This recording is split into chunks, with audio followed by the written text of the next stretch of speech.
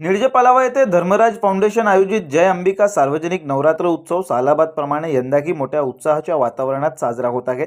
मंडळाचे संस्थापक व डोंबिवली ग्रामीण भाजपचे सरचिटणीस रवींद्र धर्मा पाटील आणि महेंद्र धर्मा पाटील यांच्या नेतृत्वात नवरात्र उत्सव साजरा होत आहे। मंडळाच्या वतीने दरवर्षी भाविकांसाठी महाभंडाऱ्याची व्यवस्था केली जाते। मात्र या वर्षीचा भंडारा रद्द करून त्या भंडाराला होणाऱ्या खर्चातून महाराष्ट्रातील पूरग्रस्तांना मदत केली जाणार असल्याचं मंडळाचे संस्थापक रवींद्र धर्मा पाटील यांनी सांगितलं। महाराष्ट्राच्या ग्रामीणसह शहरी भागात पावसाने हैदोस घातलाय। अनेक गावांना पूर परिस्थितीचा फटका बसलाय। ही परिस्थिती पाहता मंडळाच्या वतीने पूरग्रस्तांना मदत करण्याचा निर्णय घेण्यात आल्याचं त्यांनी म्हटलं। त्याचबरोबर 9 दिवसात महिलांना लकी ड्रॉच्या माध्यमातून आकर्षक बक्षिसं तसंच विविध उपक्रम राबविण्यात येत आहेत। मंडळाचे अध्यक्ष अजित सिंग, अक्षय पाटील, महादेव लोखंडे, हेमंत गुरव, विठ्ठल बनसोडे, सोहमलाल चौधरी, चंद्रकांत शिंदे व इतर सदस्यांच्या योगदानातून हा उत्सव साजरा होत आहे।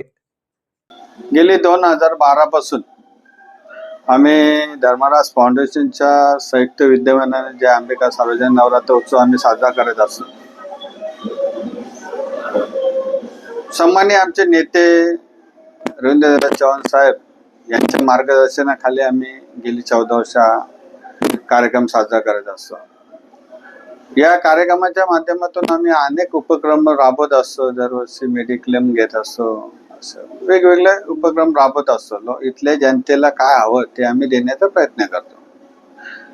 सालाबादप्रमाणे यावर्षी दरवर्षीप्रमाणे आमचा महाभंडारा असतो नवमीच्या दिवशी। तो या वर्षाचा महाभंडारा आम्ही रद्द करून ते जे काही खर्च होतो ते खर्च पूर्ण आम्ही मराठवाडा एखाद्या गावामध्ये ती जास्तीत जास्त मदत पोहोचवण्यात आम्ही यावर्षी सर्व कार्यकर्त्यांनी निश्चय केलेला आहे की आपला यावर्षीचा भंडारा रद्द करून जे काही गरजू आहेत, ज्यांना गरज आहे अशा लोकांना पर्यंत आपली मदत पोहोचली पाहिजे धर्मराज फाउंडेशनच्या माध्यमातून पूरग्रस्तांना।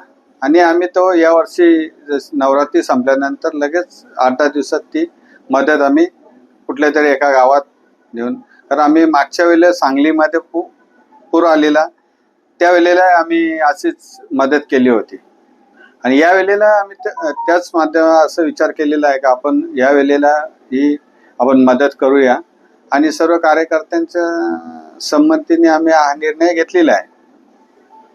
आणि ही मदत लवकर कशी पोहोचेल हा आमचा नवरात्रीच्या नंतर आम्ही हा विचार करून तो मदत पोहोचवण्याचा प्रयत्न करू।